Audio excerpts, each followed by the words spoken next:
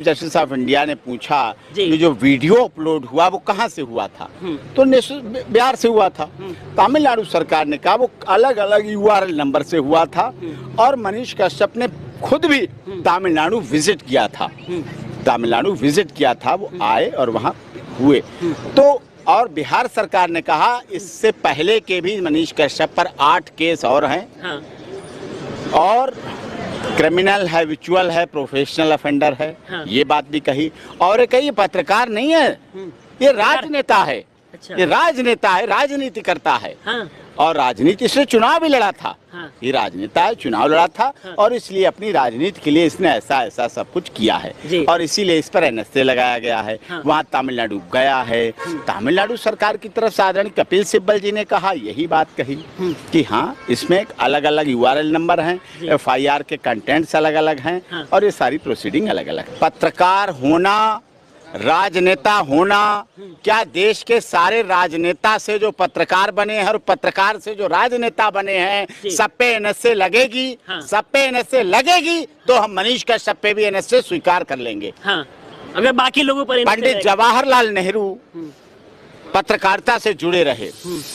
आदरणीय पूर्व प्रधानमंत्री भारत रत्न अटल बिहारी वाजपेयी जी पत्रकारिता से शुरू हुए। आजादी की लड़ाई में कितने पत्रकारों ने आजादी की लड़ाई को आगे बढ़ाया, छुप छुप के। अब तो खुलेआम छापते हैं, आप खुलेआम इंटरव्यू दिन में ले रहे हैं। उस समय तो रात में छापना पड़ता था अखबार और प्रेस की आवाज न पहुंच जाए, पुलिस न पहुंच जाए, प्रेस को उठा न ले जाए, आदमियों को न पकड़ ले जाए, उसके बाद भी अखबार छपते थे और लोगों में बंटते थे। आज़ादी की लड़ाई पत्रकारों ने लड़ी। देश को आज़ादी दिलाने में पत्रकारों का विशेष महत्व था और आज भी अगर आप लोकतंत्र को जीवित रखना चाहते हैं तो पत्रकारों को जीवंत, ज्वलंत, निर्भीक और निष्पक्ष निडर बनना भी पड़ेगा और सरकारों को उन्हें बनाने में मदद। पत्रकार निडर बनते हैं तो उन पर एफआईआर दर्ज कर दिया जाता है, एनएसए जैसा एक्ट लगा दिया जाता है जो कि देशद्रोही लोगों पर लगता है, जिनसे देश को खतरा होता है।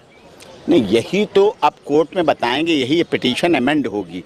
अब तमिलनाडु सरकार भी उस पे अमेंड करेगी, अपनी देगा, काउंटर एफिडेविट देगा और हमारी तरफ से अमेंड होगी। उसमें एनएसए की बात लगाई होने वाला था कि मनीष कश्यप पर तमाम राज्यों में जो एफआईआर दर्ज किया गया है उन सारे मामले को एक जगह किया जाए, एक जगह सुनवाई हो ताकि मतलब उनको न्याय मिल सके। तो इसको लेकर क्या कुछ हुआ है? नहीं, क्लब होंगे। Honourable chief justice of India ने क्लब की बात कही। उन्होंने कहा एक जगह कर देते हैं, पटना में कर देते हैं, मदर कोर्ट पटना है, वीडियो वायरल वहां से हुआ, अपलोड वहां से हुआ, तो एक जगह तो उन्होंने मनीष कश्यप तमिलनाडु से बिहार आएंगे? आएंगे, क्यों नहीं। देश हमारा, तमिलनाडु भी हमारा देश है, बिहार भी हमारा देश है।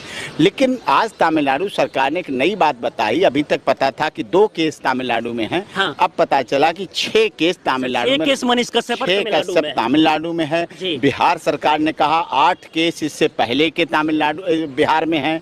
हार्डकोर क्रिमिनल, हैबिचुअल ऑफेंडर है, मतलब प्रोफेशनल कहा है, इस तरह के शब्द प्रयोग किए गए। यूआरएल नंबर अलग अलग था और ये सब चीजें वहाँ रखी गई। अच्छा, अब जो है आगे का प्रक्रिया, इसमें क्या कुछ होने वाला है? इसमें अब 28 तारीख को सुनवाई होगी। उससे पहले तमिलनाडु सरकार अपना काउंटर रिप्लाई देगी, काउंटर एफिडेविट देगा।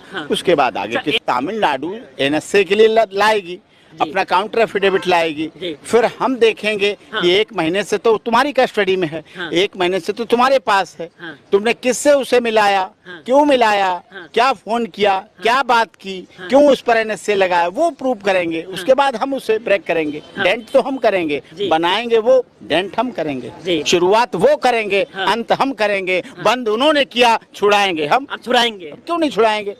बंद करना उनका काम। बड़ा केस है, रासुका लगी है, इसीलिए तो माननीय चीफ जस्टिस ऑफ इंडिया सुन रहे हैं, इसीलिए माननीय सर्वोच्च न्यायालय सुन रहा है, इसीलिए मैं बोल रहा हूँ, इसीलिए आप इसको कवर कर रहे हैं। बिहार के सारे केस तो आप कवर नहीं कर रहे हैं, बिहार के सारे केस तो सुप्रीम कोर्ट में नहीं आ गए हैं, बिहार के सारे केस तो मैं नहीं कर रहा हूँ। है